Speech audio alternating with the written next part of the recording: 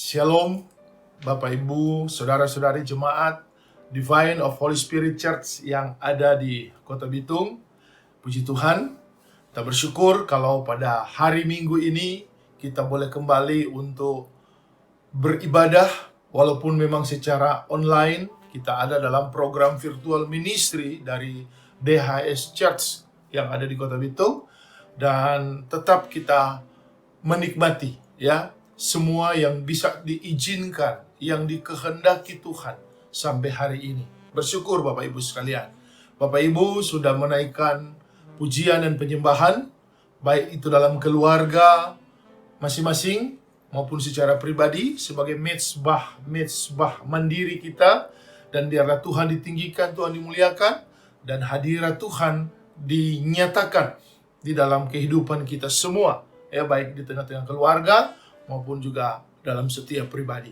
Puji Tuhan, Bapak Ibu sekalian, sebelum kita akan terima kebenaran firman Allah di dalam ibadah kita di hari Minggu ini, mari saya mengajak kita semua untuk berdoa, supaya kita minta tuntunan Roh Kudus untuk memberi kita hikmat, memberi kita pengertian, bahkan kita tahu kuasa Roh Kudus akan menjadi penolong dalam hidup kita.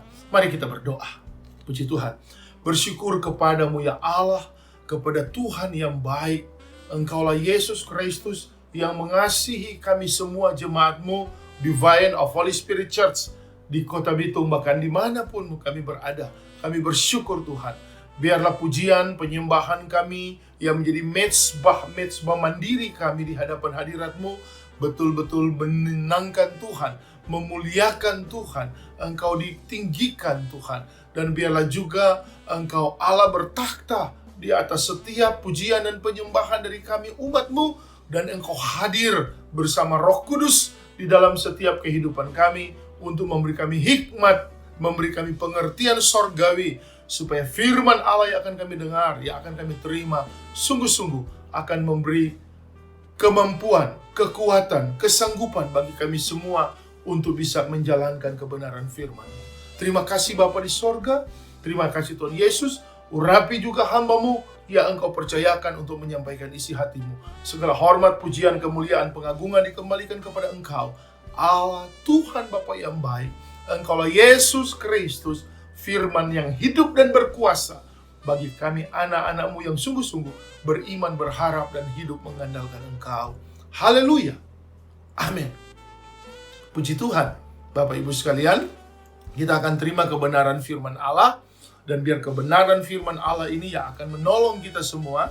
Karena kebenaran ini akan betul-betul membawa kita untuk hidup menjadikan Tuhan Allah di dalam Yesus Kristus sebagai support system kita.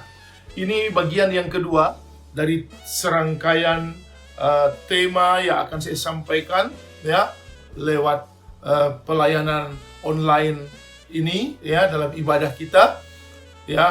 Minggu kemarin saya sampaikan bagaimana Tuhan sebagai support system, itu bagian yang pertama. Dan rupa-rupanya memang tidak cukup hanya satu jilid saja, harus tambah lagi. Ini membicarakan tentang bagaimana Tuhan tetap diposisikan sebagai support system dalam hidup kita. Saya tidak perlu lagi untuk menjelaskan kembali apa yang saya sampaikan minggu kemarin, tapi saya akan terus melaju dengan pemahaman kita lewat kebenaran firman Allah. Kenapa Tuhan Allah itu harus dijadikan support system yang utama dalam hidup kita? Kita punya banyak support system dalam hidup ini, Ada keluarga, ada teman, ada kerabat, ada suami, ada istri, anak-anak, semua orang yang kita menganggap mendukung kita supaya kita bisa melakukan segala sesuatu itu dengan baik, dengan maksimal, kita eksis dan lain sebagainya. Itu menunjukkan kita perlu support system. Tapi siapa yang utama dalam hidup kita sebagai support system? Kita belajar Tuhanlah support system kita yang utama. Tapi persoalannya, ketika Tuhan dijadikan support system utama dalam hidup kita, bagaimana cara kita memposisikan Tuhan dalam hidup ini? Apakah Tuhan diposisikannya sebatas orang beriman dan berandai-andai, berangan-angan, atau bahkan Tuhan hanya diposisikan secara intermezzo, ya, atau hanya dalam kebutuhan insidentil. Kalau kita perlu, kita cari, ya. Tuhan tidak pernah diberikan posisi yang jelas, tepat, dan disadari bahwa dialah support system yang paling utama dalam hidup kita. Apakah Tuhan hanya bisa diukur dengan kesibukan kita melayani? Kelihatan kita orang kudus, orang suci. Apakah Tuhan hanya diukur dengan persembahan, persepuluhan, donasi, persembahan kita anggap ya Tuhan ada di level itu? Kita mengukur Tuhan dengan apa? Tanda-tanda mujizat, bahasa-bahasa roh, ya, karunia-karunia apa? Apakah hanya sebatas itu, selevel itu posisi Tuhan dalam hidup orang percaya dan menjadikan Tuhan sebagai support sistem utama? Nah, mari Bapak Ibu jemaat Divine of Holy Spirit Church, saya akan sampaikan dalam bagian yang kedua bahwa Tuhan adalah support system kita karena Dia adalah pribadi. Itu paling penting, ya. Tuhan itu harus diposisikan pribadi, bukan hanya sebatas angan-angan, mimpi, bukan hanya sebatas gambaran-gambaran klise, bukan hanya dipahami secara fata morgana. Kelihatan ada tapi tidak ada. Kalau ada ya waktu diperlukan. Dia tidak ada ketika kita sudah tidak perlu, tidak butuh. Ya, atau kita menganggap ada lebih rohani. Tuhan diposisikan dengan pelayanan. Tuhan diposisikan dengan persembahan. Tuhan diposisikan dengan mujizat. Bukan hanya sebatas itu. Masih banyak di luar Tuhan lebih mampu kalau dengan batasan-batasan itu. Ya, mari kita lihat kebenaran firman Allah. Mazmur 24 ayat 10. Mazmur 24 ayat 10. Siapakah dia? Ya, dia ini huruf besar semua, D-I-A ini ya dengan huruf kapital besar. Siapakah dia itu? Raja kemuliaan, Tuhan semesta alam, dialah Raja kemuliaan. Sekali lagi saya akan bacakan Mazmur 24 ayat 10. Siapakah dia? Itu Raja kemuliaan, Tuhan semesta alam, dialah Raja kemuliaan. Haleluya. Dalam terjemahan bahasa Indonesia sehari-hari, ya, Alkitab versi bahasa Indonesia sehari-hari katakan, siapakah Raja kemuliaan itu? Tuhan yang Maha Kuasa, dialah Raja yang mulia. Bapak Ibu jemaat yang diberkati Tuhan, ini menjelaskan kata ganti who, siapa. Itu ditujukan bukan kepada hal-hal yang lain. Itu hanya bisa menjadi kata ganti orang. Ya, person, pribadi. Siapa? Ya, kita tidak bisa bicara kepada hewan itu siapa, kepada tumbuhan lain siapa, kepada benda semewah pesawat private jet siapa, ya, kepada materi-materi yang kita punya, kepada uang mungkin triliunan dolar, ya, siapa? Tidak bisa. Posisi kata ganti siapa itu hanya ditujukan kepada orang atau pribadi. Makanya di dalam terjemahan King James Version, ya, Mazmur 24 ayat 10 ini dikatakan, who is this King of glory the Lord?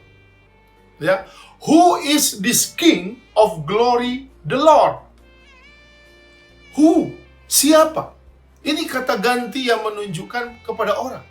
Makanya dalam bahasa Ibrani, kata Tuhan itu, ya, atau dia itu memakai kata me, ya, me.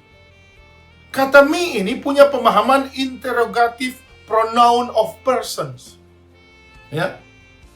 Kata me ini dalam bahasa Ibrani yang menggantikan posisi Tuhan itu yang dikatakan siapa sebagai kata ganti orang.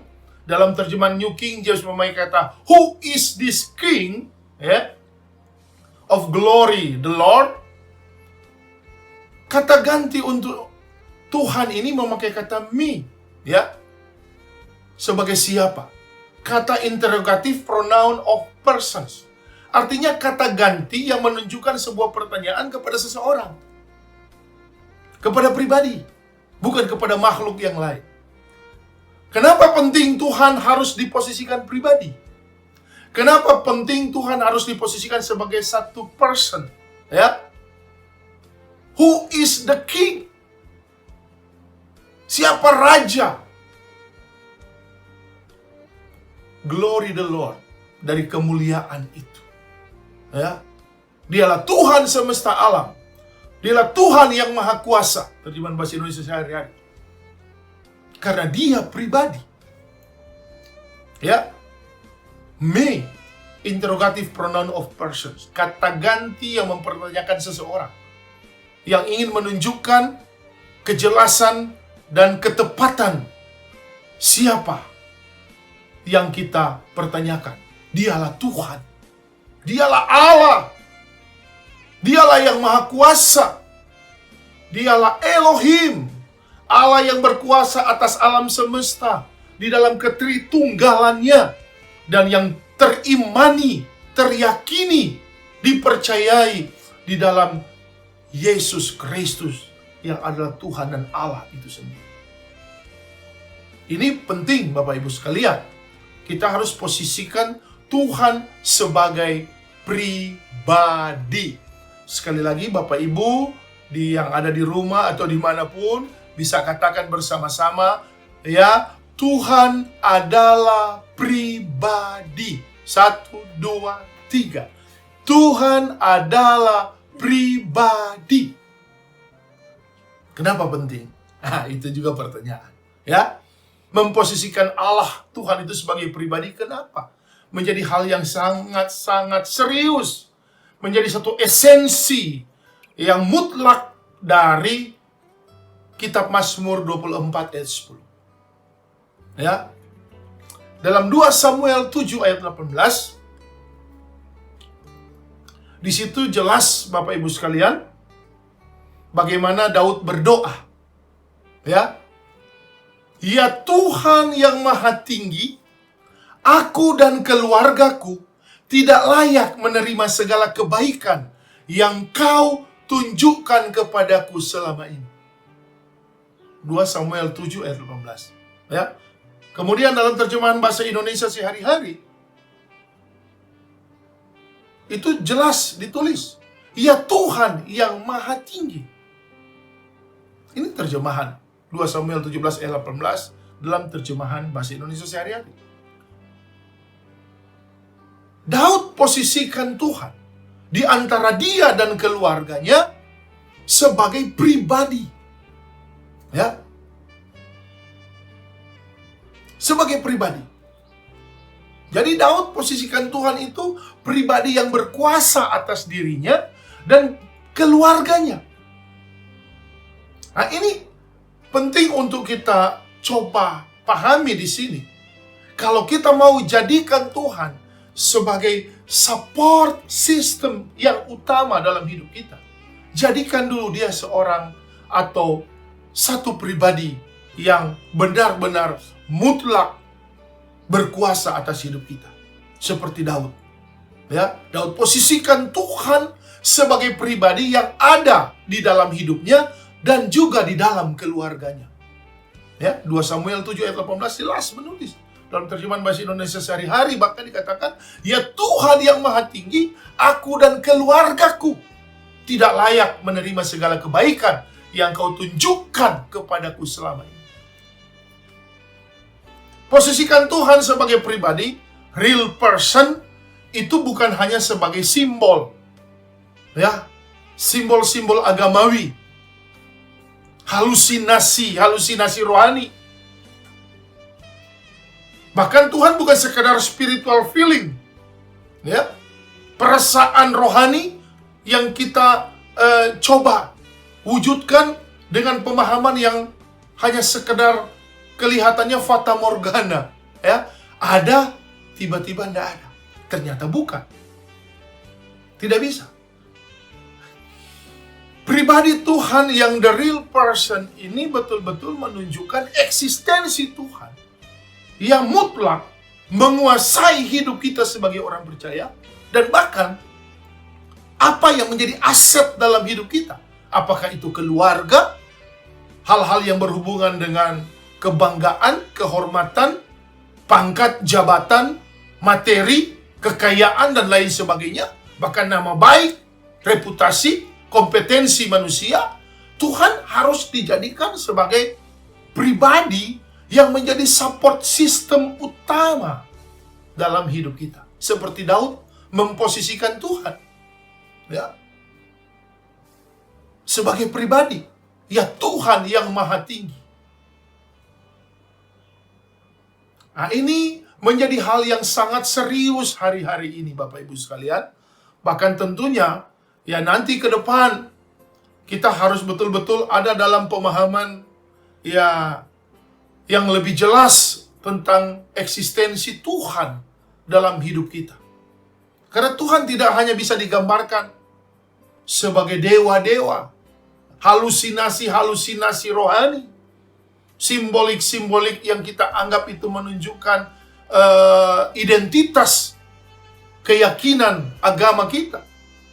Tuhan tidak bisa hanya diposisikan sebagai spiritual feeling, perasaan rohani, dan kita coba bertanggung jawab dengan pelayanan, persembahan, ya, dengan semua yang kita anggap karunia, sehingga kita kelihatan hebat, kelihatan kudus, kelihatan kita sakti, ya, dan lain sebagainya. Tidak ada di situ posisi Tuhan. Makanya banyak keyakinan agama lain yang mencari identitas Tuhan dengan memberi gambaran lewat patung, gambar-gambar yang dianggap itulah identitas, itulah simbol. Karena mereka bingung, Tuhan itu dalam posisi apa? Identitasnya bagaimana? Ya. Tidak tergambarkan secara fisik. Nah, kita tidak bisa menjadi orang yang mengadopsi pemahaman keliru ini. Kita harus jadikan Tuhan Allah di dalam Yesus Kristus itu pribadi yang jelas, yang ada, yang mengkonkret. Pribadi Yesus Kristus itu the real person. Ya, dia Tuhan Allah yang maha tinggi. Makanya dipakai kata gantinya siapa. Ya. Terjemahan bahasa Inggrisnya King James Version katakan, "Who is this King of glory, the Lord?" Karena memang dia pribadi. Dia Tuhan. Dia Allah. Saya mau kembalikan pemahaman kita kepada konsep support system utama adalah Tuhan sebagai pribadi. Pribadi Tuhan Allah itu bukan sebatas euforia, di mana kita merasa senang, kita bahagia, karena kita merasa hidup kita terjamin secara fisik, jasmani. Kemudian rohani kita merasa kita menjadi orang sakti, ya, menjadi orang kudus. Kita merasa kita dipakai dalam pelayanan karena kita punya pengaruh, ya, kita punya segala sesuatu yang kita anggap kalau tidak ada kita dalam pelayanan, maka pelayanan akan bangkrut, pelayanan akan tutup, karena kita tidak memberi persembahan dan lain sebagainya. Sorry to say, kalau hanya itu jadi batasan dari standar dalam pelayanan kita, siapapun kita, mau hamba Tuhan sekali bermalaikat, ya, ataupun jemaat seberdosa Yudas, ya, Tuhan jangan pernah diposisikan hanya sebatas itu. Keliru dan salah besar. Ya, Tuhan tidak ada di euforia itu. Ya. Kita harus pahami posisi Tuhan dan eksistensi Tuhan jelas sebagai pribadi. Mazmur 16 ayat 1 dan ayat 2. Ya, Mazmur 16 ayat 1 dan ayat 2 dikatakan, "Jagalah aku ya Allah." Ini Daud bicara. "Sebab padamu aku berlindung. Aku berkata kepada Tuhan, Engkaulah Tuhanku, Tidak ada yang baik bagiku selain Engkau. Haleluya. Ketika kita memposisikan Tuhan sebagai pribadi, the real person dalam hidup kita, Dia Allah yang Maha Kuasa, Dia Elohim, di dalam ketrinitasan Tuhan, ya, yang betul-betul dapat kita imani di dalam Yesus Kristus, dapat kita yakini dan percaya bahwa Dialah Tuhan semesta alam, penguasa langit, bumi, dan semua yang ada di dalamnya, termasuk manusia dengan segala keberadaannya. Ketika kita posisikan Tuhan itu sebagai pribadi, the real person, maka kita juga harus punya konsep, punya pemahaman, seperti Daud katakan dalam 2 Samuel 7 ayat 18. Ya, aku dan keluargaku Tuhan tidak layak terima semua ini daripadamu, dari pribadimu. Bahkan Daud katakan dalam Mazmur 16 ayat 1 dan 2. Posisi Tuhan sebagai pribadi itu betul-betul dipahami Daud dengan jelas, dengan tepat dan benar. Jagalah aku ya Allah sebagai pribadi. Sebab padamu sebagai pribadi aku berlindung. Aku berkata kepada Tuhan sebagai pribadi, Engkaulah Tuhanku, tidak ada yang baik selain Engkau. Ini penting. Banyak kita terjebak karena kita hanya sampai membatasi Tuhan dengan hal-hal simbolik, ya, dengan sesuatu yang kita anggap itulah halusinasi iman. Kita menganggap Tuhan hanya sebatas spiritual feeling, ya. Bahkan kita memberi batasan Tuhan hanya sebatas persembahan kita, bahkan perpuluhan kita, ya. Kita anggap Tuhan hanya bisa dibayar, ya, dikonversi dengan jasa budi kita, ya, yang kita sudah persembahkan kepada Tuhan. Lantas kita pikir Tuhan hanya sebatas itu. Atau kita coba lebih rohani. Kita menganggap Tuhan dengan memposisikan kita dengan karunia, kita bisa menyembuhkan, ya. Kita bisa membuat orang lain kagum melihat kita sebagai orang yang begitu suci di mimbar, ya, begitu hebat ketika tumpahan tangan. Dan kita anggap itu Tuhan. Daud memposisikan Tuhan bukan sebesar itu, bukan selevel itu. Ketika Daud posisikan Tuhan sebagai pribadi, maka Daud hanya katakan dengan satu pemahaman, tidak ada manusia yang lebih baik daripadamu. Tidak ada pangkat, jabatan, kekuasaan, kekayaan, keperkasaan yang lebih baik dari Tuhan secara pribadi. Daud ini seorang raja. Daud ini seorang pahlawan bagi Israel. Dia sudah pernah kalahkan singa, beruang, raksasa, Goliat, semua dia bisa kalahkan. Dan dia lakukan itu bukan sekedar memposisikan Tuhan hanya dengan kehebatan itu, hanya dengan pangkat dan jabatannya sebagai raja. No. Bahkan Daud seorang pemuji Tuhan yang luar biasa. Dia seorang true worshipper, ya.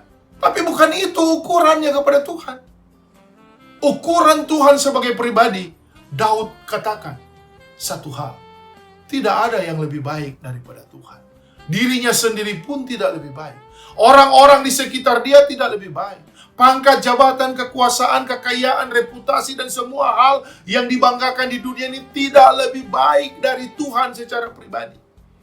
Karena Tuhan tidak bisa dibatasi, ya, hanya dengan level-level dunia ini. Nah, ini penting. Bagaimana kita bisa posisikan Tuhan secara pribadi yang nyata? Ah, itu juga luar biasa, ya. Karena dia support system kita. Bagaimana memposisikan Tuhan dengan eksistensinya sebagai pribadi yang nyata, the real person dalam hidup kita. Daud katakan dalam Mazmur 17 ayat 8, khusus bagian A, Daud bilang begini, peliharalah aku seperti biji matamu. Haleluya. Posisi Tuhan itu jelas adalah pribadi. Dan posisi manusia bagi Tuhan sebagai pribadi. Daud memakai standar biji mata Tuhan. Apa maksud ini? Ketika Daud memposisikan dia adalah biji mata Tuhan, karena Tuhan itu sebagai pribadi. Satu hal,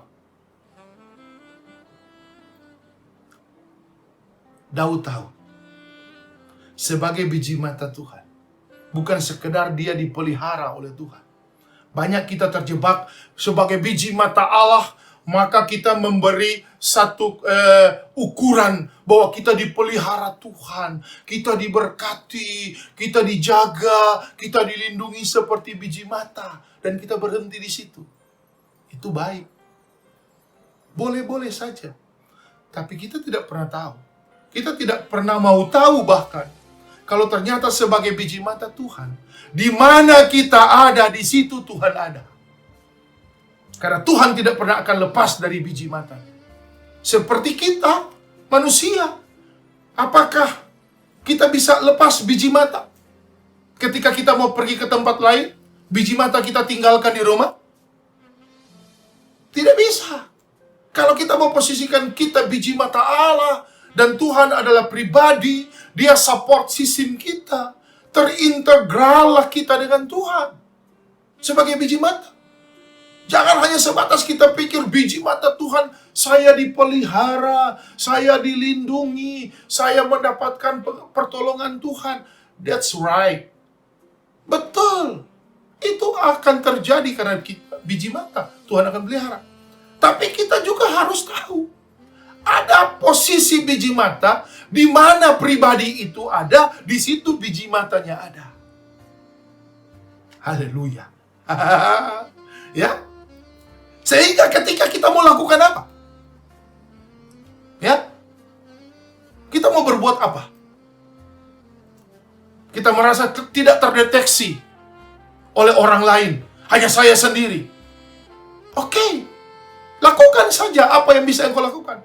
Tapi sadarilah engkau biji mata, di mana Tuhan hadir di situ sebagai pribadi. Karena kita biji matanya. Kita mau berdosa, Tuhan tahu kita berdosa. Kita mau selingkuh, Tuhan tahu kita selingkuh. Kita mau korupsi, Tuhan tahu kita korupsi. Kita mau menipu, Tuhan tahu kita menipu. Kita munafik, apalagi Tuhan sangat tahu kita munafik. Karena kita biji mata. Di mana kita ada, di situ Tuhan ada sebagai pribadi. Kecuali kita mau lepas biji mata ini dari Tuhan, silakan saja. Ya, kalau kita sendiri yang mau melepaskan diri sebagai biji mata Allah, kita tidak menjadi satu dengan pribadi Tuhan, ya up to you. Itu pilihan memang. Ya, karena untuk menjadi biji mata Allah tidak bisa dipaksakan. Biji mata Allah itu hanya bisa terjadi ketika kita sadar dan memberi pilihan untuk kita ambil keputusan kita biji mata Allah. Seperti Daud.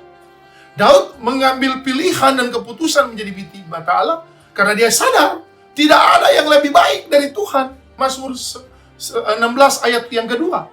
Tidak ada yang lebih baik. Hanya Tuhan. Semua Daud punya pengalaman. Secara pribadi dia hebat. Dari remaja dia sudah kalahkan binatang buas, singa dan beruang dia cabik-cabik. Dia belum punya pengalaman perang, dia sudah kalahkan Goliat, raksasa Filistin. Dia raja, berkuasa atas Israel. Dan dia dipilih Tuhan, bukan dipilih manusia seperti Saul. Dia dipilih Tuhan. Jadi dia punya kebanggaan di hadapan Allah sebagai orang yang dipilih Tuhan. Siapa yang tidak kenal Daud sampai detik hari ini? Kalau kita ke Israel, ke Yerusalem, orang akan kenal siapa Daud. Ya. The King David. Orang tahu siapa dia. Dan ketika dia menjadikan dirinya biji mata Allah, itu bukan halusinasi iman. Itu bukan spiritual feeling. Itu bukan hanya sekedar simbol-simbol agamawi. Tapi itu kesadaran untuk memposisikan dia biji mata Allah. Karena Daud tahu sebagai pribadi, Tuhan itu eksistensinya jelas. Dan sebagai biji mata Tuhan, Daud mengerti Daud paham, dia bukan sekedar dipelihara, dia bukan sekedar dilindungi, dia bukan sekedar dijaga, tapi dia tahu sebagai biji mata, dimanapun dia pergi dan berada, Tuhan hadir di situ. Karena tidak mungkin Tuhan akan melepaskan biji matanya ketika Tuhan akan pergi kemana-mana. Sama dengan kita, sama dengan saya, Bapak Ibu sekalian. Tidak mungkin biji mata saya akan saya copot untuk tinggalkan di rumah ketika saya mau pergi kemana. Tidak mungkin. Nah, ini penting. Support system utama kita adalah Tuhan sebagai pribadi. Karena Tuhan pasti hadir di dalam semua keberadaan, semua kepentingan, dan semua alasan dalam hidup kita.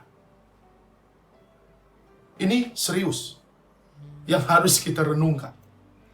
Kenapa Tuhan itu pribadi? Karena dia omnipotence. Dia sangat-sangat berkuasa. Dia omnipresence. Dia sangat punya kemampuan untuk ada di mana-mana. Ruang, waktu, jarak tidak bisa menggagalkan kehadiran Tuhan. Dia omniscience. Dia sangat punya kemampuan hebat di dalam mengetahui segala hal. Karena dunia ini diciptakan oleh Tuhan sendiri sebagai pribadi. Bahkan dia omnikompetens. Dia tahu segala-galanya. Kompetensi Tuhan secara ilahi itu benar-benar makanya menunjukkan pribadi Tuhan yang maha kuasa, pribadi Tuhan yang maha dahsyat itu harus jelas, Bapak Ibu sekalian, jemaat yang diberkati Tuhan. Jadi kita tidak bisa kalau menjadikan Tuhan sebagai support sistem utama kita, lantas hanya sebatas spiritual feeling kita, perasaan rohani kita, sebatas halusinasi iman, sebatas simbol-simbol agamawi, tidak bisa. Tuhan sebagai support sistem utama harus jelas, pribadi. Sehingga kita menghargai Tuhan dengan keberadaannya itu jelas. Dia omnipresence, dia omnipotence, dia omniscience, bahkan dia omnikompetence. Jelas. Mungkin selama ini saya 27 tahun menjadi orang yang terima Yesus secara mutlak, lahir baru, totally sampai hari ini. 23 tahun saya melayani sebagai gembala. Baru saya paham dengan jelas cara Tuhan, eksistensi Tuhan, menunjukkan bagaimana posisinya sebagai support system. Dengan perenungan 40 hari puasa raya. Firman-firman Tuhan yang saya sampaikan dan itu juga saya renungkan, itu membuat rema baru. Itu membongkar semua konsep pemahaman, semua hal yang saya anggap dulunya itu pembenaran dalam hidup saya.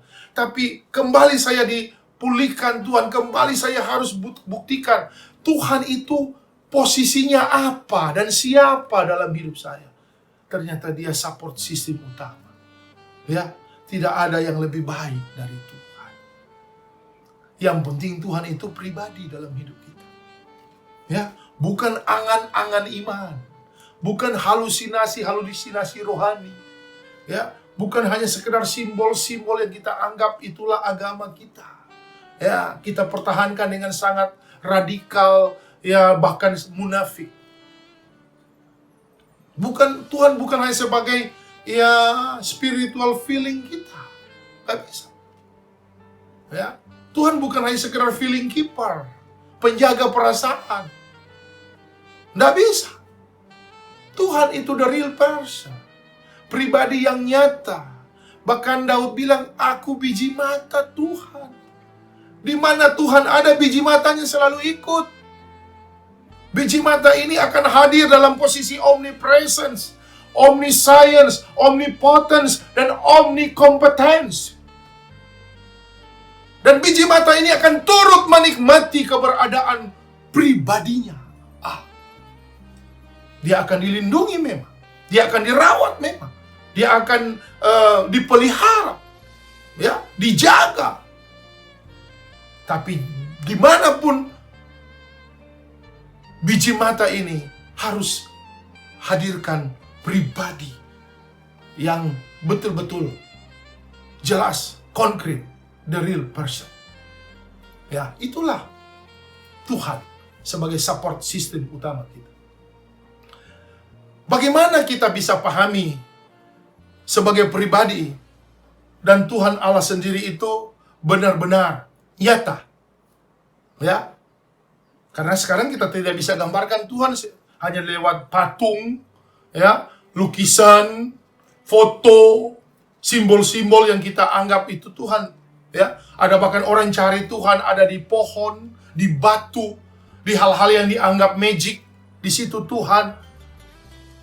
Ada orang menggambarkan Tuhan mimbar yang kudus, ada di situ dia, ya, Tuhan.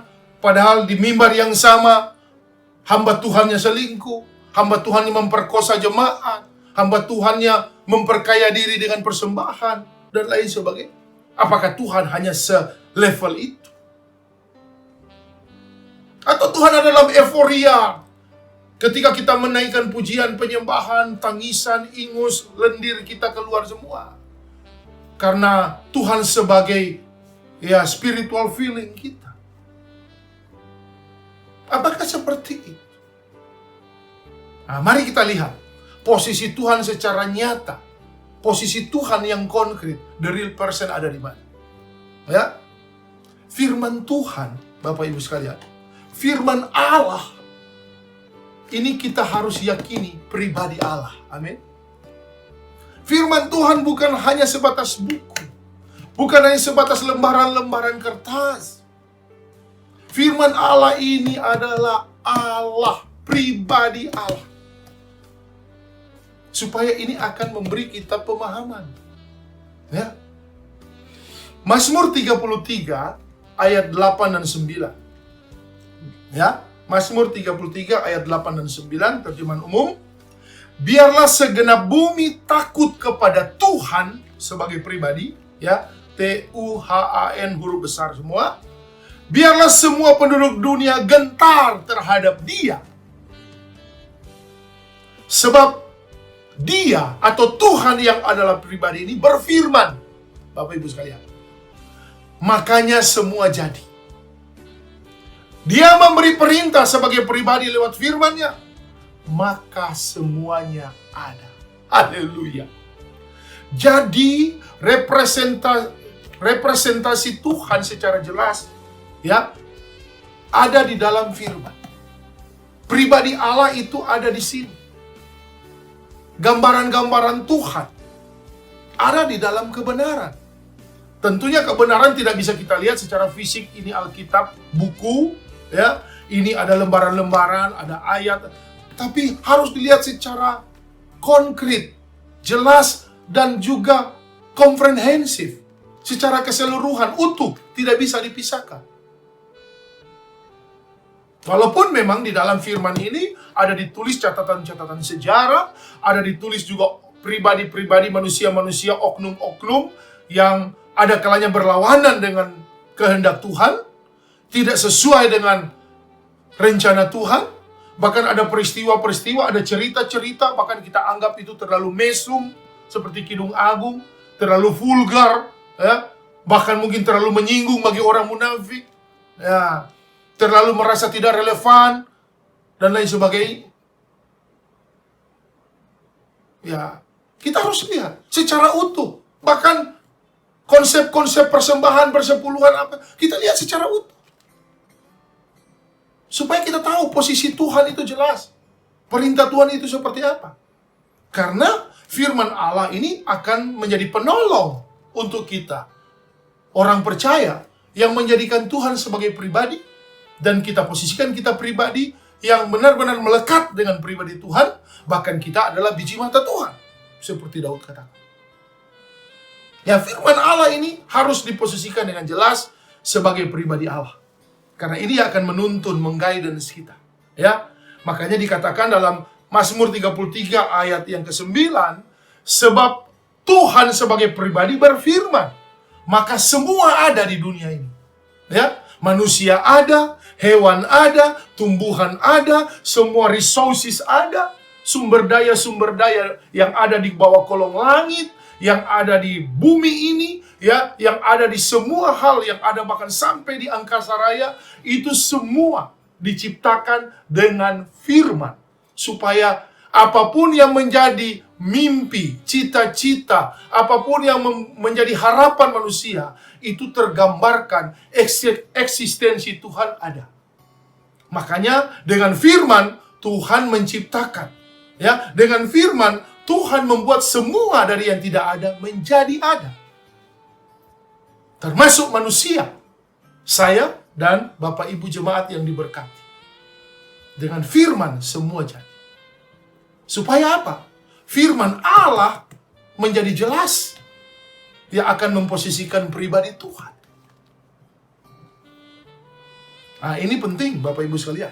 Terjemahan bahasa Indonesia sehari-hari dari Mazmur 33 ayat 9, ayat yang ke-8, ya. Mazmur 33 ayat ke-8 dikatakan, biarlah seluruh bumi takut kepada Tuhan dan penduduk dunia menghormati Dia.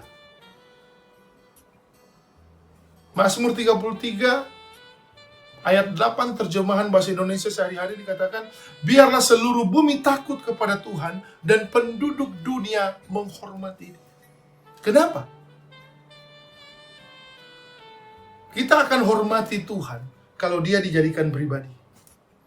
Kalau Tuhan hanya sekedar angan-angan orang beriman, hanya sekedar simbol-simbol yang kita anggap identitas agama keyakinan kita.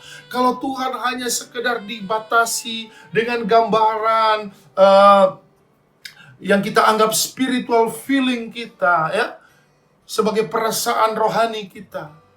Bahkan Tuhan hanya dibatasi dengan hal-hal persembahan, perpuluhan, dan lain sebagainya yang kita anggap kita lunas ketika kita memenuhi itu semua. Ya, saya pikir itu sesuatu yang keliru. Makanya Tuhan harus diposisikan dengan takut dan hormat kepada Dia.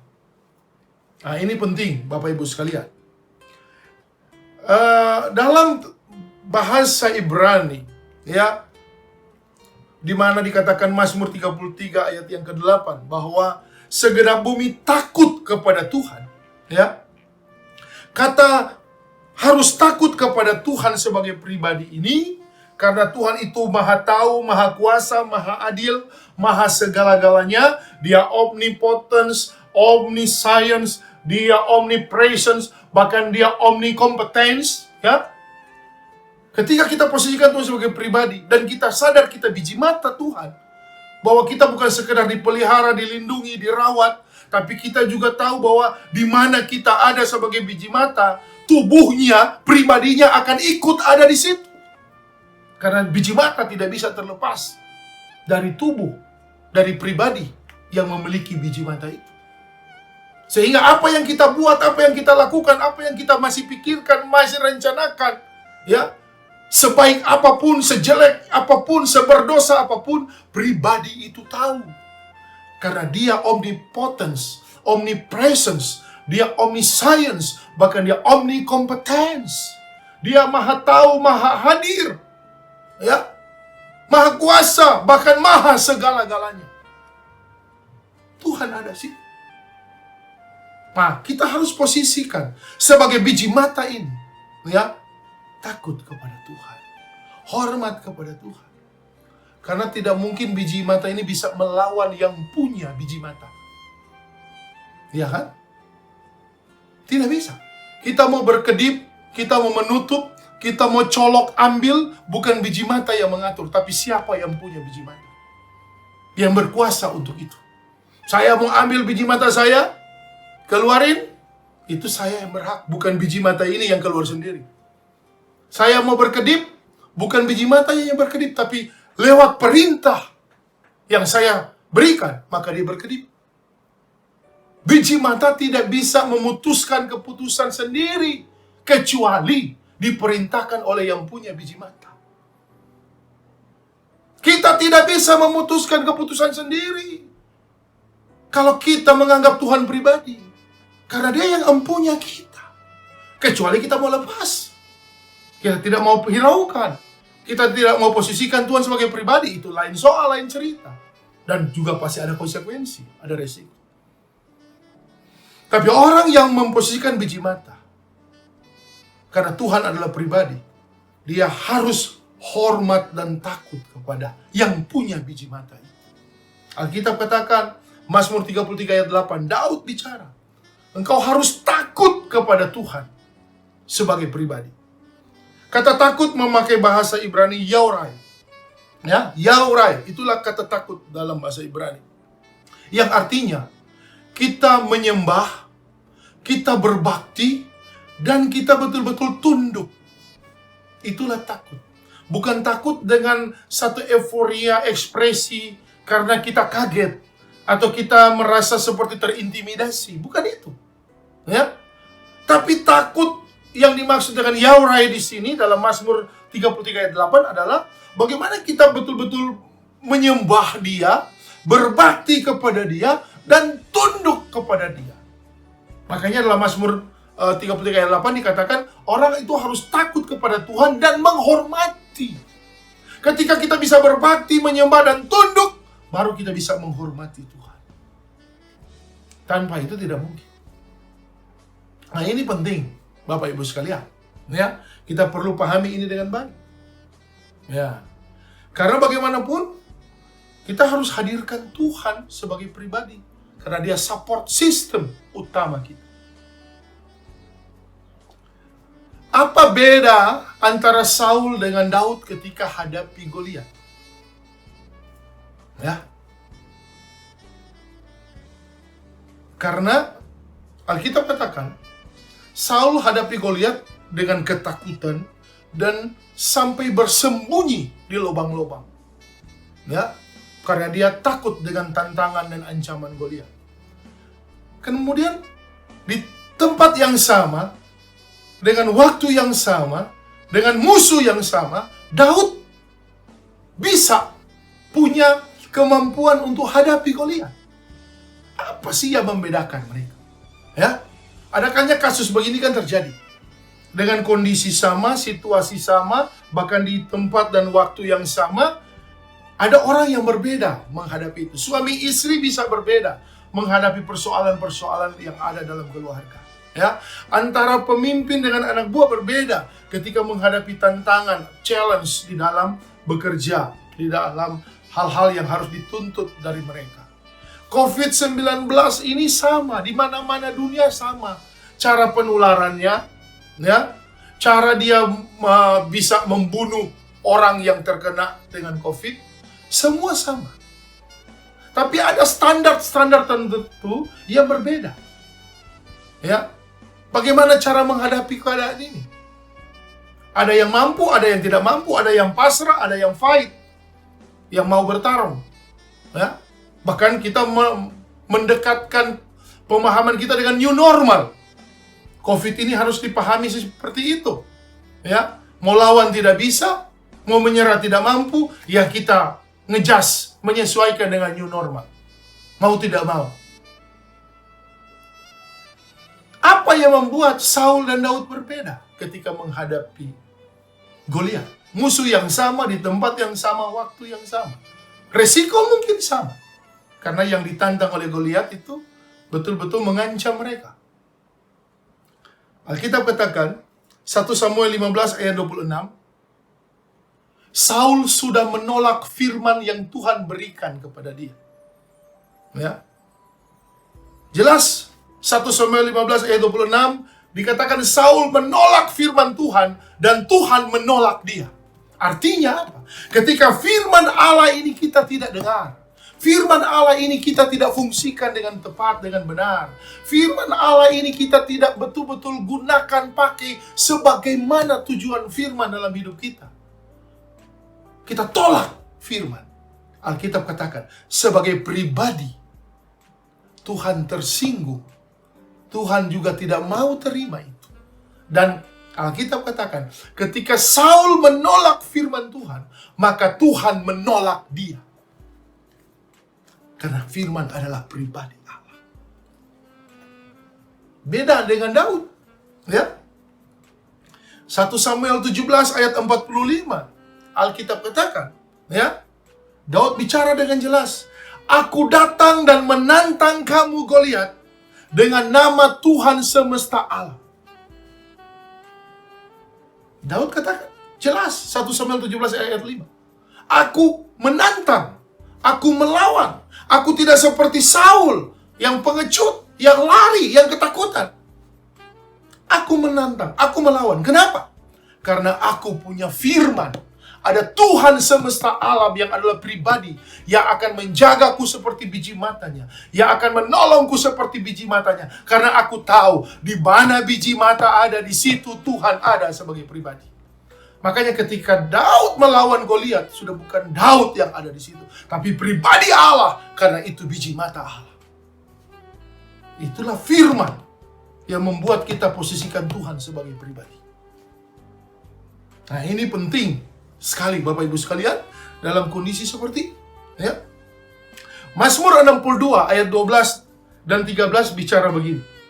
Satu kali Allah berfirman, satu kali pribadi Tuhan ini dikatakan, dinyatakan. Ada dua hal yang bisa kita terima, kita alami. Yang pertama, kuasa Allah yang tidak terbatas. Kuasa Allah yang omnipotence, omnikompetence, ya, akan ada bersama kita. Dan yang kedua, ketika Tuhan berfirman, kasih setia Tuhan dinyatakan bagi kita. Ya, disitulah Tuhan hadir dalam hidup kita. Dia tahu segala keperluan kita. Dia mengerti apa yang menjadi kerinduan kita. Dan dia ada di situ. Sekali Tuhan berfirman, sekali pribadi Allah kita hadirkan dalam hidup kita, ada dua hal yang akan kita alami dan terima. Kuasa Allah dan kasih setia Tuhan.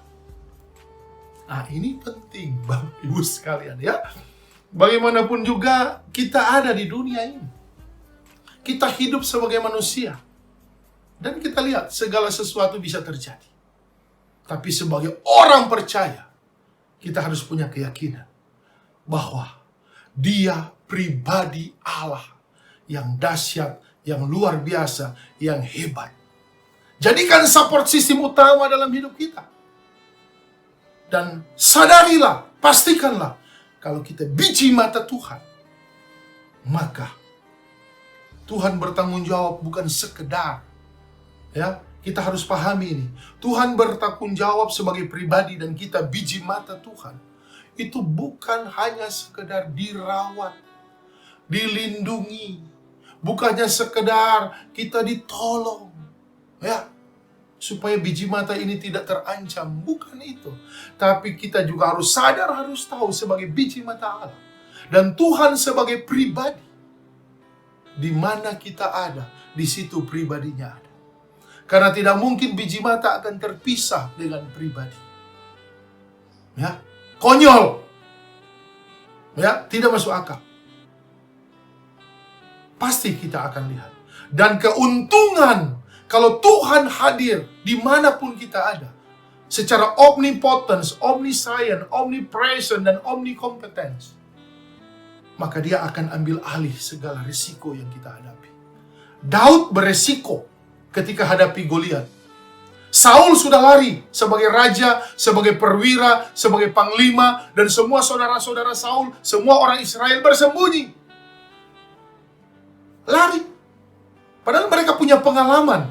Mereka sudah pernah berperang.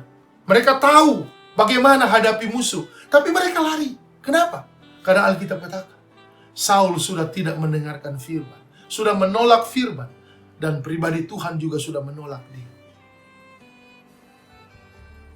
Daud menghadapi musuh sama, di tempat sama, waktu yang sama. Tidak punya pengalaman apa-apa. Bahkan disepelekan karena dia anak bungsu yang tidak tahu apa-apa. Tapi Tuhan pakai. Karena firman sebagai pribadi Allah dihadirkan dalam hidupnya. Sehingga dia posisikan, akulah biji matamu Tuhan. Aku pasti akan ditolong, aku pasti akan dijaga, aku pasti akan dibela, karena pribadi Allah ada bersama. Kalau biji mata ini terancam, tidak mungkin yang punya biji mata ini bilang, ya silakan butakan mata saya. Tidak mungkin. Pasti dia akan lebih cepat untuk refleks membela. Ya, mencegah. Jangan sampai biji matanya korban. Biji mata tidak bisa bela dirinya sendiri. Ketika kita mau masuk pasir, ketika kita terancam, ada mungkin sesuatu yang bisa membuat biji mata terganggu, biji mata tidak bisa. Dia perlu berkedip. Dan itu bukan biji mata yang berkedip, perintah otak. Ya, untuk membuat kesadaran yang pribadi ini, yang punya biji mata ini melindungi biji mata. Jadi jangan sok-sok suci, jangan sok-sok rohani, jangan sok hebat. Kita hanya biji mata yang memerlukan pribadi Allah sebagai yang punya biji mata untuk menolong kita. Sehingga standar ukuran yang kita pakai kepada Tuhan bukan hanya kesibukan yang kita anggap rohani. Ya, apalagi kamuflase yang membodohi dengan nilai-nilai rohani. Bukan itu. Apalagi kemunafikan yang kita coba tonjolkan seakan-akan kita benar. Orang lain salah, gereja, hamba Tuhan, atau Tuhan juga salah. Kita harus pastikan Tuhan itu pribadi. Dia support sistem utama kita. Puji Tuhan, Bapak Ibu sekalian. Ini harus dipahami dengan baik. Ada satu cerita. Ketika seorang anak, ya, anak ini anak orang kaya. Anak orang kaya ini dia berbeda tempat karena bapaknya ada di kota yang lebih besar dan anak ini hanya ada di rumahnya bersama keluarga yang lain, dan kesibukan bapaknya ada kalanya membuat dia berjarak dan hampir tidak ada perhatian dengan ayahnya. Ya, anak ini merasa kalau dia pulang sekolah, dia dijemput sopir, ya dia hanya bisa melihat apa yang dilewati. Ketika dia melihat, saya mau makan seumpamanya saya suka ayam goreng itu, ya, dia bicara ke sopirnya, saya suka loh ayam goreng itu, tapi apa daya, saya tidak punya apa-apa. Orang tua saya jauh, walaupun mereka mampu, bahkan mereka bisa beli tempat ayam goreng itu karena mereka kaya. Tapi jarak, tempat, dan waktu membuat tidak bisa. Setelah anak ini pulang, sopir ini baru bicara kepada mamanya, "Ibu, si anak ini suka ayam goreng yang tadi kita lewat." "Oh, ini beli uang, ya, silakan cari ayam goreng itu, beli."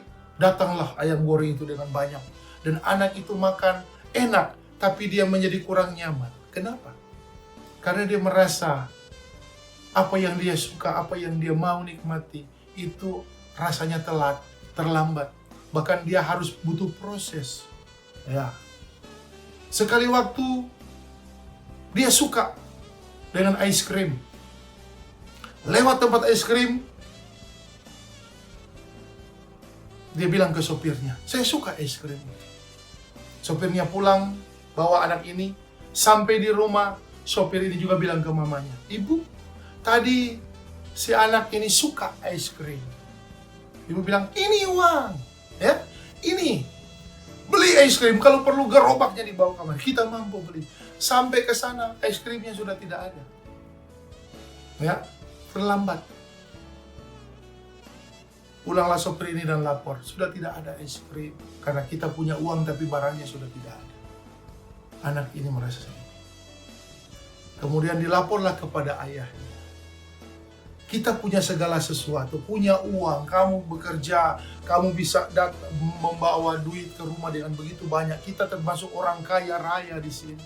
Tapi kebutuhan anak kita yang sederhana saja, ada kalanya itu membuat dia menangis, membuat dia hanya bisa melihat orang lain yang nikmati. Kita mampu beli, kita mampu untuk penuhi, tapi terlambat karena kita tidak bisa lakukan. Kemudian ayahnya berpikir, apa yang bisa membuat ketika anak ini perlu, dia bisa tahu, dan ketika dia sampai di rumah, apa yang dia perlu itu sudah ada di rumah. Sehingga dia tidak terlambat, dia tidak perlu lagi untuk hanya sekedar melihat orang yang menikmati, tapi dia ternyata walaupun mampu tidak bisa menikmati. Ayahnya berpikir apa? Satu kali waktu dia kasih satu topi kepada anak ini, dan topi itu dibikin satu kesepakatan. Topi ini tidak bisa dicopot, kecuali kalau kamu memang mau mencopotnya. Topi ini tidak bisa dicopot, kecuali ketika kamu mau mencopot. Kemudian pakailah topi ini. Ketika topi ini dipakai, seperti biasa anak ini pulang dari sekolah, melewati satu tempat yang dia lihat, itu ada tempat es krim yang dulunya dia tidak pernah dia tidak pernah nikmati, walaupun dia suka, walaupun dia ada uang. Sekarang ada. Anak ini bicara kepada sopir, saya mau es krim itu, tapi awas ya, kalau seperti dulu terlambat lagi. Sopir ini dengan merasa bertanggung jawab, dia cepat datang ke rumah. Sampai ke rumah, sopir ini bilang kepada mamanya, ibu, si anak ini suka es krim yang kemarin kita cari tidak ada, habis walaupun kita punya uang. Ibunya bilang, oh, es krim yang dulu sama, iya, itu sudah ada di meja. Loh, kan dia belum sampai rumah, belum minta, belum bilang. Iya, tapi sudah dikirim ke sini, sudah ada. Anak ini kaget. Sopir ini kaget, kenapa bisa? Rahasianya satu. Apa? Ternyata di topi itu ada kamera yang bisa terhubung ke ayahnya. Sehingga ketika anak ini lihat apa, dia bicara apa, bisa didengar oleh ayahnya. Memakai IP protokol. Dia pakai wifi. Itu kecanggihan. Sehingga ketika anak ini suka apa, ayahnya tahu. Di kantor yang jauh berjarak itu ratusan kilometer, ayahnya ngerti, oh, anak saya pulang sekolah suka ice cream. Saya lihat di video, saya dengar dia bilang itu ke sopir. Kirim. Anak belum sampai di rumah, ayahnya sudah kirim es krim itu berlebih-lebih dari semua yang dibutuhkan anak itu. Sehingga sampai di rumah anak itu kaget, kok sudah ada ya? Es krimnya ada.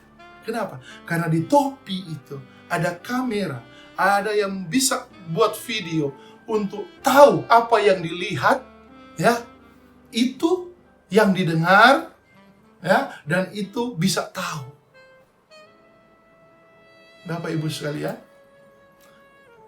Tuhan posisikan kita bukan hanya rupa topi yang bisa punya kamera, yang bisa didengar, dilihat. Topi yang itu aja bisa membuat anak itu yang dulunya tidak bisa nikmati es krim, sekarang dia bisa lihat di rumah sebelum dia sampai. Es krimnya sudah ada. Ya kaget kenapa bisa, padahal dia belum bilang.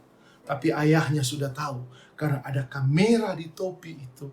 Dan ayahnya bisa dengar lewat sistem IP protokol bagaimana anak ini suka es krim. Kita lebih dari kamera di topi itu. Kita biji mata Tuhan. Dia Tuhan yang mendengar kita. Tuhan yang melihat kita. Tuhan yang mengerti kita. Dia omniscient, omnipotence. Dia omnicompetence. Dia paham, dia tahu, dia mengerti. Kalau kita posisikan dia pribadi, kita biji mata, dia terlalu sanggup menolong kita. Dia terlalu paham bertindak dengan cepat dalam hidup kita. Mungkin pengalaman kita berkata, Pak, kita pernah gagal. Saya kalau tidak melakukan ini, saya tidak bisa punya pendapatan yang baik. Saya tidak bisa memenuhi begitu banyak yang menjadi kebutuhan. Ada banyak alasan, ada banyak kepentingan. Bahkan ada kalanya Itu hal-hal yang sebenarnya bukan yang primer, bukan yang utama, tapi karena kita ingin memenuhi segala sesuatu, kita tidak bisa mengucap syukur dengan hidup ini, dengan apa yang kita bisa terima, apa yang bisa kita dapatkan, yang Tuhan rencanakan dalam hidup kita. Makanya kita menjadi orang-orang yang tidak pernah posisikan Tuhan sebagai pribadi. Tuhan yang sebatas angan-angan iman, simbol-simbol keyakinan. Tuhan hanya sebatas spiritual feeling, perasaan rohani kita. Kita kagumi Tuhan hanya dengan pujian penyembahan yang kita anggap bisa mengeluarkan air mata, bisa menyentuh hati, ingus, lendir semua keluar keringat. Dan kita anggap itu yang Tuhan, itulah Allah. Kita menganggap Tuhan dengan batasan-batasan. Yang penting persepuluhan saya bayar, persembahan saya bawa, saya sumbang gereja, dan saya berjasa di gereja, saya harus intervensi, saya harus intimidasi, saya harus lakukan manuver-manuver yang membuat segala sesuatu menjadi tidak bisa memuliakan Tuhan. Dan kita anggap itulah Tuhan. Atau kita bahkan lebih kelihatan suci, Kita bisa melayani, kita bisa melakukan mujizat, bisa berbahasa roh, sampai Tuhan sudah tidak tahu bahasa apa itu. Kita bisa lakukan semua hal yang menjadi simbol-simbol pernak-pernik rohani kita. Padahal itu kamuflase semua. Karena di tempat yang sama, di waktu yang sama, bukan hadirat Allah yang kita hadirkan, bukan kemuliaan Tuhan yang kita nyatakan, tapi kita justru sedang mempermalukan Tuhan. Apakah itu batasannya? Apakah itu pribadi Tuhan sebagai support system? Mari kita belajar dari firman. Support system utama kita adalah Tuhan sebagai pribadi. Makanya Daud katakan, aku dan keluargaku memposisikan Tuhan sebagai support system. Dan tidak ada yang lebih baik dari Tuhan. Dia pribadi yang selalu hadir, yang selalu buktikan bagaimana pertolongan, penyertaan, dan semua hal yang terbaik Tuhan siapkan.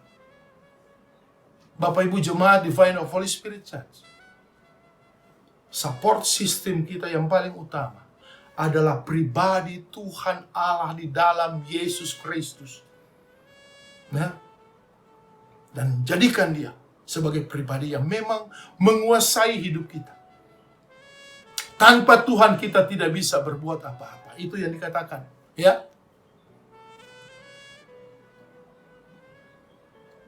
Tanpa Tuhan kita tidak bisa berbuat apa-apa. Without God, can you be nothing? Tidak bisa berbuat apa-apa. Kita perlu paham bagaimana kita hidup dengan Tuhan. Dia pribadi. Who is this King of Glory, the Lord? Itu King James Version kata. Kata ganti orang. Who? Siapa? Karena dia pribadi. Puji Tuhan. Ini khotbah saya untuk Bapak Ibu sekalian. Jemaat Divine of Holy Spirit Church. Yang ada di Kota Bitung. Kita semua yang ada di dalam kehidupan kita bersama keluarga. Begitu juga secara pribadi, lepas pribadi. Saya kembalikan segala sesuatu ada dalam keputusan kita. Posisikan Tuhan sebagai support system utama. Minggu depan saya punya seri yang ketiga.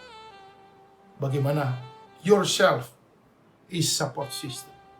Diri kita, diri kamu, diri manusia yang percaya, yang sudah terima yang saya katakan, divine receiver, penerima kuasa Allah. Dia juga support system setelah Tuhan. Kita akan belajar minggu depan.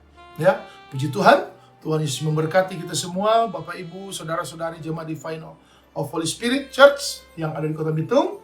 Mari kita berdoa untuk segala hal yang bisa diizinkan Tuhan. Kita berdoa untuk ibadah kita walaupun secara online dalam virtual ministry DAS Church kita sudah laksanakan hari Minggu ini. Mari semuanya kita bawa di dalam doa. Dan terlebih tentunya biarlah ibadah ini ibadah yang membawa kita ke dalam kehendak Tuhan, rencana Tuhan, karena Tuhan adalah support system utama kita. Haleluya. Kita berdoa. Bersyukur kepadamu ya Allah, kepada Engkau Tuhan, Tuhan yang baik, Tuhan yang mengasihi kami semua. Kami yang sudah beribadah di hari Minggu ini Tuhan, biarlah Engkau yang akan menolong kami. Kami sudah belajar dari firman-Mu ya Allah. Biarlah kebenaran firman-Mu membawa kami untuk mengerti rencana-Mu. Engkaulah support sistem utama kami dan tidak tergantikan. Kami bisa berkata seperti Daud, di antara aku dan keluargaku hanya Engkaulah Tuhan, karena tidak ada yang baik Tuhan selain Engkau. Bahkan Engkaulah biji mataku ya Tuhan. Engkaulah biji mata. Tuhan, jadikan aku biji matamu. Biarlah Daud menjadi biji matamu. Biar kita semua menjadi biji mata Tuhan.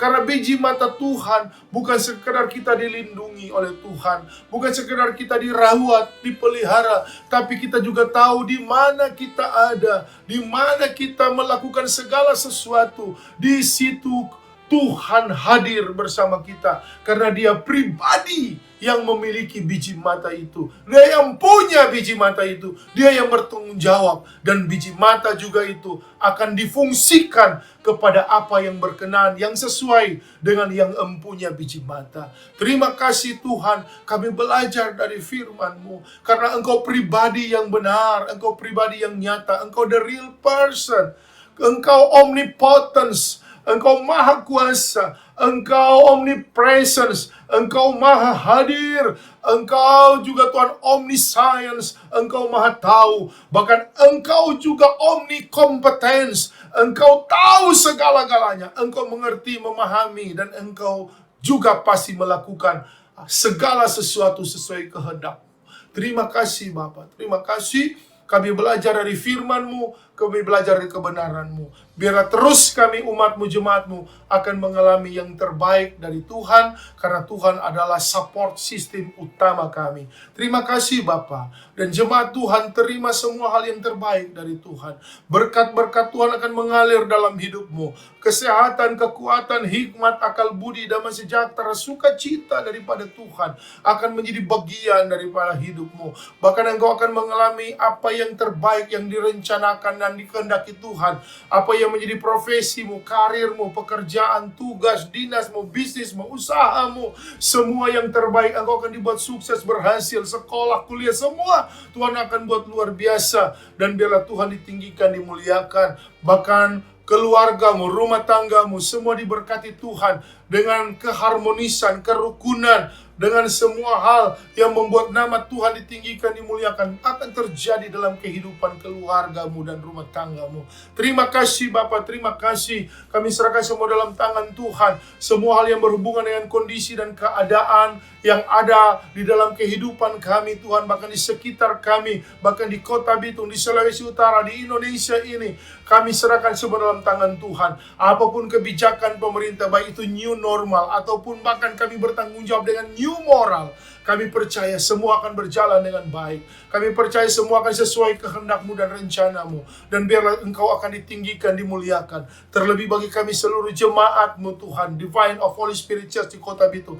Biarlah kami menjadi anak-anak Tuhan yang menjadikan Tuhan support sistem utama kami. Supaya kami belajar dari kebenaran firman-Mu. Kami hidup sebagai anak-anak-Mu yang benar-benar hanya mengandalkan Tuhan. Bukan apapun yang kami anggap hebat di dunia ini. Terima kasih Tuhan, terima kasih Bapa. Terpujilah nama-Mu. Kami bersyukur dengan segala sesuatu yang Tuhan izinkan. Kami bersyukur dengan segala hal yang Tuhan bisa nyatakan. Untuk itu Tuhan tolong kami semua. Terpuji-pujilah nama-Mu ya Allah. Terpujilah Engkau Bapa yang baik. Kami sudah berdoa dan kami sudah beribadah. Kami sudah menaikkan pujian penyembahan kami kepadamu. Dan apa saja yang bisa kami bawa persembahkan kepadamu, Tuhan Engkau dimuliakan, Engkau ditinggikan. Karena Engkau bukan hanya dibatasi dengan itu, tapi Engkau Allah yang eksis. Engkau Allah yang benar-benar menjadi the real person dalam hidup kami. Bahkan kami biji mata-Mu ya Tuhan. Sehingga kami akan hidup sebagai anak-anak Tuhan yang mengalami yang terbaik sebagai biji mata Tuhan. Terima kasih Bapa. Terima kasih Tuhan. Terpuji-pujilah nama-Mu. Sempurnakan semuanya Tuhan. Apa yang menjadi pelayanan kami, apa yang menjadi ibadah kami, disempurnakan. Biar nama Tuhan ditinggikan, nama Tuhan dimuliakan. Terpuji-pujilah namamu ya Allah. Terpujilah Engkau Yesus Kristus yang adalah gembala kami, ya, yang adalah kepala gereja kami. Dan Engkau melakukan yang terbaik. Terima kasih Tuhan. Dan mari jemaat Tuhan, terimalah berkat dan kasih sayang daripada Allah Bapa kita dan damai sejahteranya yang berlimpah-limpah. Bahkan kasih karunia, anugerah, dan keselamatan di dalam Yesus Kristus Tuhan kita. Penyertaan, penghiburan, kekuatan dari Allah Roh Kudus akan terus menyertai hidup kita, menjadi bagian dalam hidup kita, pribadi lepas pribadi, mulai detik ini sampai Maranatha. Tuhan Yesus datang kembali kedua kalinya menjemput anak-anak Tuhan yang tetap setia beribadah, beriman dengan sungguh-sungguh, hidup dengan kebenaran firman, dan ada dalam pertolongan dan pembelaan Tuhan. Haleluya. Amin. Puji Tuhan, Bapak Ibu sekalian, ibadah kita di hari Minggu ini, Jemaat Divine of Holy Spirit Church yang ada di Kota Bitung, bahkan dimanapun kita berada, sudah selesai. Dan biarlah ibadah ini benar-benar untuk hormat dan kemuliaan, pengagungan dan kebesaran bagi nama Tuhan Yesus Kristus, ya, yang menjadi gembala agung kita, yang menjadi kepala gereja kita yang sesungguhnya. Puji Tuhan. Dan biarlah Bapak Ibu juga secara pribadi ataupun juga bersama keluarga bisa menikmati kemurahan Tuhan dan berkat Tuhan.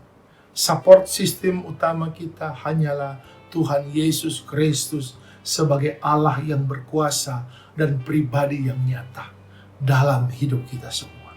Ya, saya hanya ingin, mari, kerinduan saya dan Ibu Gembala juga untuk kita semua, supaya kita jadi jemaat yang mengerti bahwa kondisi hari-hari ini akan membuat segala sesuatu bisa berubah. Berubah lebih baik atau berubah lebih buruk. Ya, bukan hanya dalam dunia sekuler, dalam dunia rohani, pelayanan dan gereja, semua bisa berubah.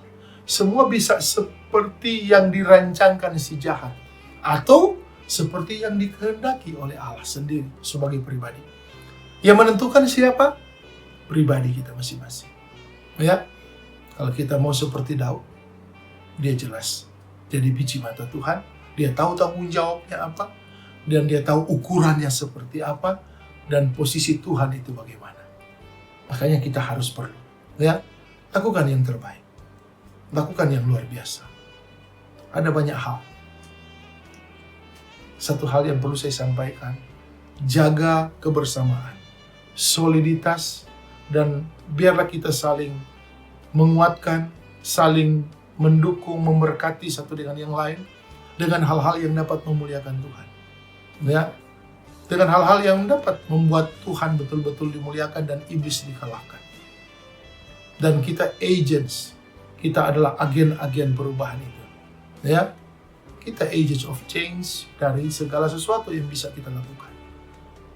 Ya, keluarga kita memerlukan agen-agen yang diberkati, yang ditolong Tuhan. Gereja memerlukan agen-agen yang dapat memuliakan Tuhan. Ya. Dan saya sangat bersyukur untuk itu. Makanya mari, segala sesuatu kita buat supaya luar biasa, lebih indah di hadapan Tuhan. Ya. Dan sekali lagi, satu hal yang perlu saya sampaikan bahwa karena ada beberapa jemaat juga yang menyampaikan ini, ya, supaya saya bisa memberi informasi pada Bapak Ibu sekalian. Persembahan kita mau bentuk apapun, perpulukan segala macam, ya, persembahan yang didesain, ada yang kelihatannya itu hal-hal yang memang dianggap pantas, layak, wajar untuk di gereja dan lain sebagainya. Ya, saya beri satu keputusan, ya, kepada jemaat Tuhan. Silakan Bapak Ibu membawa persembahan saudara atau menyampaikan persembahan saudara kepada orang-orang ataupun tempat-tempat yang memang memerlukan, membutuhkan. Ya, jadi sekali lagi kepada orang-orang atau tempat-tempat yang memang memerlukan dan membutuhkan. bukan yang untuk memperkaya diri atau untuk membuat hal-hal yang bisa dipolitisir, ya, yang bisa dimanfaatkan dengan sayang. Itu kita membawa persembahan ke tanah yang kering, yang berbatu dan tidak akan pernah berbuah. Tapi bawalah persembahan saudara ke tempat-tempat yang benar-benar membutuhkan, memerlukan. Ya, karena itu lebih baik. Ya, kalau Bapak Ibu mau bawa ke gereja di Church, itu diukur dulu ketulusannya dan keikhlasannya. Ya, kalau sudah ada di posisi tulus dan ikhlas, ya silakan. Ya, ada nomor rekening gereja. Ya, dan saya pun tidak mau expose. Itu internal kita saja. Ya, dan itu akan lebih membawa kita. Kalau kita tulus, kita ikhlas, ya kita akan cari dan kita akan lakukan. Ya, atau kita juga mau memberkati yang lain, silakan. Ya, tidak ada persoalan, tidak ada masalah. Ya, karena saya tahu support sistem utama saya itu Tuhan. Dan Tuhan tidak bisa dibatasi, diukur hanya dengan persembahan, hanya dengan rutinitas agamawi, hanya dengan hal-hal yang kita anggap kita lebih benar dari orang lain. Tak bisa. Ya, Yesus tahu Yudas itu suka curi uang persembahan. Yesus tahu Yudas itu munafik. Tapi Yesus juga tidak persoalkan. Karena bagi Yesus pekerjaan Tuhan, pelayanannya tidak bisa diukur dengan itu. Kemunafikan dan persembahan tidak bisa membendung atau mengegalkan satu pelayanan. Dan itu yang Yesus lakukan. Ya. Makanya saya lebih suka jadikan Tuhan support system kita yang utama. Ya. Karena itu yang lebih baik. Di masa-masa seperti ini kita harus berbeda. Seperti Daud yang menghadapi Goliat berbeda dengan Saul yang menghadapi Goliat. Karena Daud menghadapi Goliat dengan support system yang benar. Firman Allah. Ya, dia tahu hanya ini yang bisa membuat dia sanggup melawan dan mengalahkan raksasa Goliat itu. Karena dia biji mata Tuhan, dia biji mata. Ya, di mana dia ada, di situ Tuhan ada sebagai pribadi yang punya biji mata. Apa yang dia hadapi di situ Tuhan tahu. Kalau itu mencelakakan biji matanya, Tuhan lindungi. Ya, kalau itu membuat biji matanya terancam, Tuhan lindungi. Makanya Daud bisa menang, Daud bisa kalahkan karena biji mata itu melekat dengan pribadi yang punya biji mata, yaitu Allah sendiri. Kita pasti menang, kita pasti hidup luar biasa kalau kita jadikan Tuhan support system kita. Tuhan Yesus memberkati kita semua.